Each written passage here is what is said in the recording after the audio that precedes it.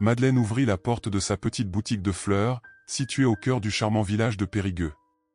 L'air frais du matin apportait avec lui le doux parfum des fleurs qu'elle avait soigneusement arrangées. Chaque jour, elle éveillait avec une passion renouvelée pour son travail, transformant son amour des fleurs en magnifiques compositions florales qui illuminaient la journée de ses clients.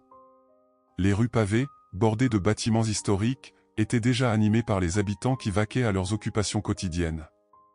La boutique de Madeleine, les fleurs du Périgord, était connue pour ses arrangements uniques et son ambiance accueillante.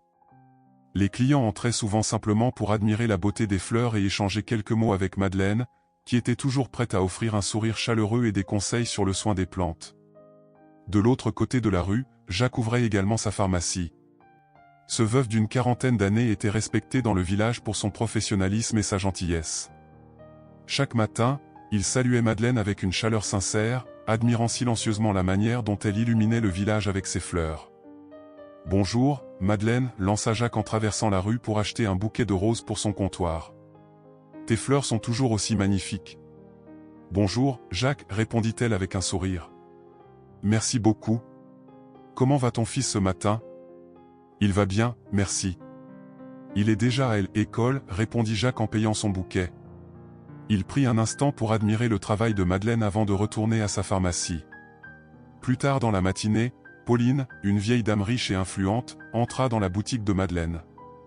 Pauline était une cliente fidèle et une amie précieuse. Elle appréciait non seulement les talents de Madeleine en matière de floristique, mais aussi son amitié sincère. « Bonjour, Pauline » dit Madeleine en l'accueillant. « Qu'est-ce qui vous ferait plaisir aujourd'hui ?»« Bonjour, ma chère » répondit Pauline avec un sourire. « Je pense que des lys blancs seraient parfaits pour la table de ma salle à manger. » Madeleine prépara soigneusement les lys, échangeant des histoires et des souvenirs avec Pauline. La conversation fut interrompue par l'entrée d'Hélène, la nièce de Pauline, fraîchement arrivée en ville. Hélène, avec son allure distinguée et ses manières froides, salua rapidement Madeleine avant de se tourner vers sa tante. « Tante Pauline, nous devons discuter de certaines affaires familiales, » dit-elle avec un sourire poli mais distant. Pauline acquiesça, après avoir récupéré ses fleurs, quitta la boutique avec Hélène. Chapitre 2, l'accusation, 1200 mots. Quelques jours plus tard, un événement bouleversant secoua le quotidien paisible de Madeleine. Pauline fit une entrée précipitée dans la boutique, le visage marqué par l'inquiétude. Hélène était à ses côtés, le regard sévère. « Madeleine, j'ai une grave accusation à te faire » annonça Pauline, sa voix tremblante. « Hélène m'a dit que des objets précieux ont disparu de ma maison, et elle t'a vu près de là où ils étaient gardés. » Madeleine sentit son cœur se serrer. « Pauline, je te jure que je n'ai rien volé. Tu me connais depuis des années, jamais je ne ferai une chose pareille. »« Je ne sais pas quoi penser » dit Pauline, visiblement troublée. « Mais il faut que cela soit éclairci. Jusqu'à ce que nous en sachions plus, je ne peux plus te faire confiance. » Les nouvelles de l'accusation se répandirent rapidement dans le village, créant une onde de choc parmi les habitants. La réputation de Madeleine, construite sur des années de travail acharné et d'intégrité, était soudainement mise en péril. Jacques, apprenant la nouvelle, se précipita à la boutique de Madeleine. Il la trouva en larmes, entourée de ses fleurs, cherchant désespérément à comprendre comment tout avait pu basculer si rapidement. « Madeleine, je suis désolé pour ce qui t'arrive, » dit Jacques, posant une main réconfortante sur son épaule. « Je sais que tu es innocente. Je vais t'aider à prouver que tu n'as rien fait de mal. » « Merci, Jacques, » murmura Madeleine, essuyant ses larmes. « Je ne sais pas comment, mais il faut que la vérité éclate. » Déterminé à aider son ami, Jacques commença à parler aux villageois, recueillant des informations et cherchant des indices qui pourraient disculper Madeleine. Pendant ce temps, Hélène continuait de semer des doutes dans l'esprit de Pauline, renforçant ses accusations avec des mensonges habilement placés. La tension monta d'un cran lorsque Madeleine découvrit que sa boutique avait été vandalisée pendant la nuit. Des fleurs étaient écrasées, des pots renversés, et un mot menaçant était griffonné sur le mur, « Va-t'en, voleuse !» Madeleine, déjà fragile, sentit son monde écrouler davantage. Elle trouva cependant la force de continuer grâce au soutien indéfectible de Jacques. Ensemble, ils décidèrent de ne pas se laisser intimider et de continuer à chercher des preuves de l'innocence de Madeleine. Alors qu'ils progressaient lentement dans leur enquête, Jacques découvrit des incohérences dans le récit d'Hélène. Il commença à soupçonner que quelque chose de plus sinistre se cachait derrière les accusations. Encouragé par ces découvertes, Il poursuivit ses investigations avec encore plus de détermination, sachant que la vérité finirait par éclater. Les jours passèrent, et bien que la pression augmenta, Madeleine et Jacques restèrent unis dans leur quête de justice. Leur amitié se renforça au fil des épreuves, et une lueur d'espoir commença à percer l'obscurité qui enveloppait leur quotidien. Ainsi, malgré les défis et les obstacles, Madeleine et Jacques restèrent déterminés à prouver l'innocence de Madeleine et à restaurer sa réputation dans le village qu'elle aimait tant. Leurs efforts infatigables et leur soutien mutuel allaient bientôt porter leurs fruits, alors que la vérité se rapprochait de plus en plus. Voilà les 2 premiers chapitres. Veuillez les revoir et me faire part de vos commentaires ou ajustements nécessaires avant de continuer avec les chapitres suivants. 4 au Next ChatGPT chapitre 3, l'enquête commence, 1200 mots, Jacques et Madeleine commencèrent leur enquête en parlant aux habitants du village. Ils visitèrent les marchés, les cafés et les places publiques, recueillant des informations et cherchant des témoins. Leur première étape fut de comprendre les mouvements d'Hélène depuis son arrivée en ville. Il est étrange qu'Hélène soit apparue exactement au moment où ces objets ont disparu, remarqua Jacques en observant les notes qu'il avait prises. Nous devons découvrir ce qu'elle a fait ces derniers jours. Ils se rendirent chez le boulanger, un lieu de rassemblement pour les commérages du village. Le boulanger, un homme jovial nommé Henri, les accueillit avec un sourire. « Ah, Madeleine, Jacques. Que puis-je faire pour vous aujourd'hui ?»« Bonjour, Henri, répondit Jacques. Nous cherchons des informations sur Hélène, la nièce de Pauline. Avez-vous remarqué quelque chose de particulier à son sujet récemment ?» Henri fronça les sourcils, se souvenant de quelques incidents. Elle a été vue en train de remettre de l'argent à un parieur notoire, en utilisant les objets volés pour couvrir ses dettes. Les murmures remplirent la salle alors que Jacques montrait les preuves. Hélène se leva soudainement, essayant de s'enfuir, mais Madeleine se plaça devant elle. « Pourquoi as-tu fait ça, Hélène » demanda Madeleine, les larmes aux yeux. « Pourquoi as-tu essayé de me détruire » Hélène, acculée, éclata en sanglots. « Je n'avais pas le choix. Mes dettes, je ne pouvais pas les rembourser. Je pensais que si je te faisais l'accuser, tante Pauline me soutiendrait davantage. » Pauline, choquée, se leva à son tour. « Hélène, comment as-tu pu ? Madeleine est comme une fille pour moi. Comment as-tu pu nous trahir de cette manière ?» Hélène tenta de se défendre, mais les preuves étaient accablantes. Les villageois, voyant enfin la vérité, commencèrent à soutenir Madeleine. « Nous nous excusons, Madeleine, dit l'un des anciens du village. Nous avons été aveuglés par les mensonges. » Pauline, profondément bouleversée, s'approcha de Madeleine. « Je suis désolé de t'avoir douté, Madeleine. Je te prie de me pardonner. » Madeleine, bien que blessée, hocha la tête. « Je comprends, Pauline. C'est difficile de ne pas croire les membres de sa propre famille. Mais maintenant, nous devons avancer. » Les autorités furent appelées et Hélène fut emmenée pour répondre de ses actes. Le village, ayant découvert la vérité, commença à se réconcilier avec Madeleine. Sa boutique, Les Fleurs du Périgord, commença à retrouver sa clientèle et son activité. Madeleine et Jacques, après tant d'épreuves, partagèrent un moment de soulagement. « Nous l'avons fait, dit Jacques en souriant. Nous avons prouvé ton innocence. »« Merci, Jacques, répondit Madeleine. Je n'aurais pas pu y arriver sans toi. » Leur relation, forgée dans l'adversité, promettait un avenir rempli d'espoir et de nouvelles possibilités. Voici les chapitres 5 et 6. Veuillez les revoir et me faire part de vos commentaires ou ajustements nécessaires avant de continuer avec les chapitres suivants. 4 au Next ChatGPT chapitre 7, résolution, 900 mots, avec l'arrestation d'Hélène, la tranquillité commençait à revenir dans le village de Périgueux. Les villageois, ayant pris conscience de la vérité, s'efforcèrent de réparer le tort causé à Madeleine. Des fleurs et des messages d'excuses arrivèrent à sa boutique, et les clients fidèles revinrent, apportant avec eux un soutien renouvelé. Madeleine, bien que soulagée, ressentait encore le poids des récents événements. Jacques, toujours à ses côtés, l'encouragea à regarder vers l'avenir avec espoir. « Nous avons traversé des moments difficiles, Madeleine, mais tu as prouvé ta force et ton intégrité, dit Jacques en lui offrant un bouquet de roses qu'il avait acheté dans sa propre boutique. « Merci, Jacques, répondit-elle avec un sourire reconnaissant. Ton soutien a été inestimable. » Pauline, se sentant coupable de ces accusations injustes, chercha à se racheter. Elle visita Madeleine avec une offre de soutien. « Je suis terriblement désolée pour tout ce que tu as traversé à cause de moi et de ma nièce, dit Pauline en serrant la main de Madeleine. Je veux t'aider à reconstruire ta boutique et ta réputation. » Madeleine, touchée par l'offre sincère de Pauline, accepta son aide. Avec l'appui de Pauline et de la communauté, Les Fleurs du Périgord retrouva rapidement sa renommée et son succès. Chapitre 8, un nouveau départ, 900 mots, les jours passaient, et la vie de Madeleine commençait à se stabiliser. Sa boutique florissait de nouveau, et elle se sentait plus forte et plus résiliente. Les liens avec Jacques se renforçaient chaque jour, leur complicité grandissant au fil des événements. Un samedi après-midi, Jacques invita Madeleine à une promenade dans les jardins botaniques de la ville. Il déambulait parmi les allées fleuries, profitant de la sérénité du lieu. « Madeleine, j'ai réfléchi à tout ce que nous avons traversé ensemble, » commença Jacques. « Je crois que ces épreuves nous ont rapprochés de manière indélébile. » Madeleine acquiesça, touchée par ces paroles. « Oui, Jacques. Tu as été mon pilier, et je t'en suis profondément reconnaissante.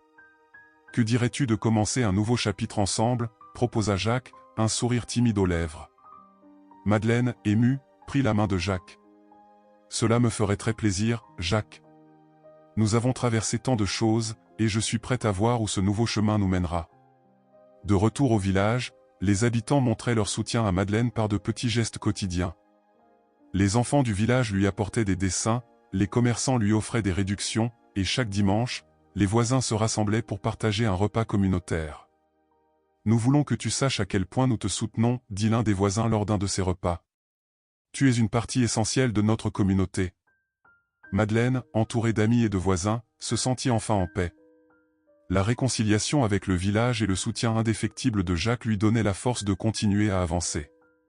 Chapitre 9, conclusion, 900 mots, le temps passait, et avec chaque jour, Madeleine voyait son monde s'améliorer.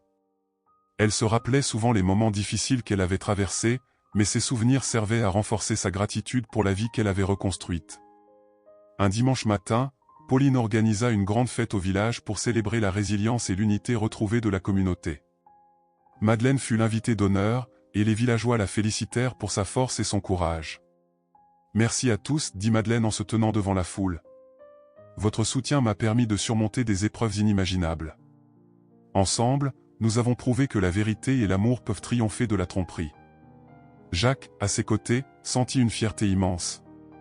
Leur relation était épanouie et ils savaient qu'ils avaient un avenir prometteur devant eux.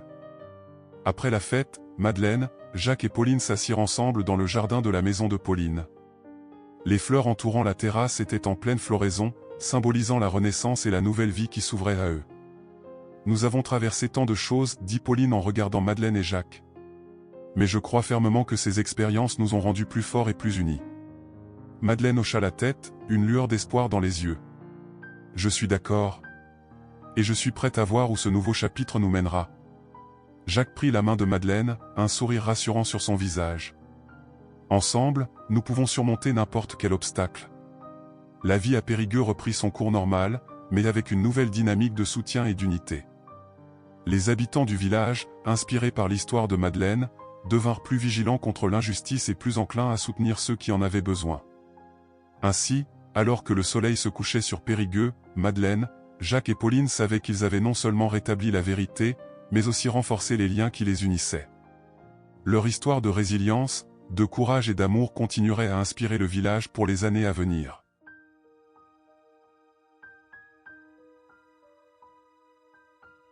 Eh bien, maintenant que vous le dites, elle a été vue souvent en train de parler avec des étrangers près de la gare. Elle semblait nerveuse. Madeleine et Jacques échangèrent un regard significatif. « Merci, Henri. C'est très utile, » dit Madeleine. Leurs recherches les menèrent également à la bibliothèque municipale, où ils trouvèrent des documents sur la famille de Pauline. Ils y découvrirent que Hélène avait des antécédents de problèmes financiers, ce qui pouvait expliquer son comportement suspect. « Elle a des dettes de jeu », constata Jacques en lisant un article de journal. « Cela pourrait être le mobile. » « Mais comment prouver que c'est elle qui a volé les objets et non moi ?» demanda Madeleine, inquiète. « Nous devons continuer à chercher des preuves tangibles, » répondit Jacques. « Peut-être que quelqu'un a vu quelque chose de plus précis. » Leur enquête les conduisit également à parler à certains des amis proches de Pauline. La plupart étaient réticents à accuser Hélène directement, mais certains laissèrent échapper des détails qui renforçaient les soupçons de Jacques et Madeleine. « Elle a toujours été jalouse de l'affection que Pauline vous porte, » dit une vieille amie de Pauline. Hélène a souvent essayé de semer la discorde entre vous. Chapitre 4, Complications, 1200 mots, les tensions dans le village continuaient de monter. Les menaces envers Madeleine se faisaient de plus en plus fréquentes, et chaque jour apportait son lot de nouvelles complications. Un matin, elle trouva sa vitrine brisée, les éclats de verre éparpillés sur le sol. Jacques accourut dès qu'il apprit la nouvelle. « Cela devient vraiment dangereux, dit-il en aidant Madeleine à nettoyer les débris. Nous devons être prudents. » Madeleine, bien que découragée, refusait d'abandonner. « Je ne peux pas fuir. Je dois prouver mon innocence, pour moi et pour tous ceux qui croient en moi. » Alors que Jacques continuait de rassembler des informations, il découvrit une lettre cachée dans les affaires personnelles d'Hélène. Cette lettre, adressée à un homme mystérieux, révélait son implication dans des activités douteuses et mentionnait explicitement ses dettes de jeu. « Cette lettre pourrait être notre preuve, dit Jacques en montrant la lettre à Madeleine. Mais nous devons la présenter de manière à ce qu'elle soit acceptée comme preuve. » Pendant ce temps, Pauline commençait à douter de plus en plus des accusations portées contre Madeleine. Elle remarquait des comportements étranges chez Hélène, comme des appels téléphoniques secrets et des visites fréquentes à des lieux inconnus. « Hélène, où étais-tu ce matin ?» demanda Pauline un jour, voyant sa nièce rentrer tard. « J'ai été, en ville pour des affaires, » répondit Hélène, mais sa nervosité était palpable. Pauline décida de confronter Hélène directement. « Je veux que tu sois honnête avec moi, Hélène. As-tu quelque chose à voir avec la disparition de mes objets précieux ?» Hélène, prise au dépourvu, tenta de se défendre. « Comment peux-tu douter de moi, tante Pauline ? Je fais tout cela pour te protéger. » Cependant, les doutes de Pauline ne faisaient que croître. Elle se confia à Jacques et Madeleine lors d'une rencontre discrète. « Je ne sais plus quoi penser, avoua-t-elle. Mais je sens que quelque chose ne va pas. » Encouragés par ce soutien inattendu, Jacques et Madeleine intensifièrent leurs efforts. Ils continuèrent à interroger les villageois et à rassembler des preuves, tout en restant vigilants face aux menaces qui pesaient sur Madeleine. Chaque jour apportait son lot de défis, mais aussi des petits moments de réconfort. Jacques et Madeleine trouvaient du soutien mutuel dans cette épreuve, et leur relation se renforçait. Malgré les obstacles, ils restaient déterminés à révéler la vérité et à rétablir l'honneur de Madeleine. Au fur et à mesure que leur enquête progressait, ils savaient qu'ils se rapprochaient de la révélation finale. Il ne restait plus qu'à trouver le dernier élément de preuve pour confronter Hélène et clore cette sombre affaire. Voici les chapitres 3 et 4. Veuillez les revoir et me faire part de vos commentaires ou ajustements nécessaires avant de continuer avec les chapitres suivants. 4 au Next ChatGPT chapitre 5, Découverte de la vérité, 1200 mots, Jacques et Madeleine savaient qu'ils étaient sur la bonne voie. La lettre trouvée par Jacques contenait des indices cruciaux, mais ils avaient besoin de plus pour confronter Hélène de manière décisive. Ils décidèrent de suivre discrètement ses mouvements pour obtenir des preuves supplémentaires. Une après-midi, alors qu'Hélène quittait la maison de Pauline, Jacques la suivit jusqu'à un petit café près de la gare. De sa place, il pouvait voir Hélène discuter avec un homme d'allure louche. Ils échangèrent des enveloppes, ce qui fit comprendre à Jacques que quelque chose de très sérieux se tramait. Jacques retourna rapidement auprès de Madeleine pour lui raconter ce qu'il avait vu. « Nous devons découvrir l'identité de cet homme, dit-il. S'il est impliqué dans les dettes d'Hélène, cela pourrait être la clé pour prouver son implication dans le vol. » Ils décidèrent de se rendre à la gare le lendemain pour essayer de parler à l'homme. Jacques, utilisant son charisme naturel, engagea la conversation avec le barman du café où ils avaient vu Hélène.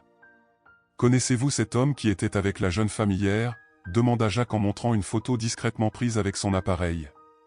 Le barman hocha la tête. « Oui, c'est Louis, un parieur notoire.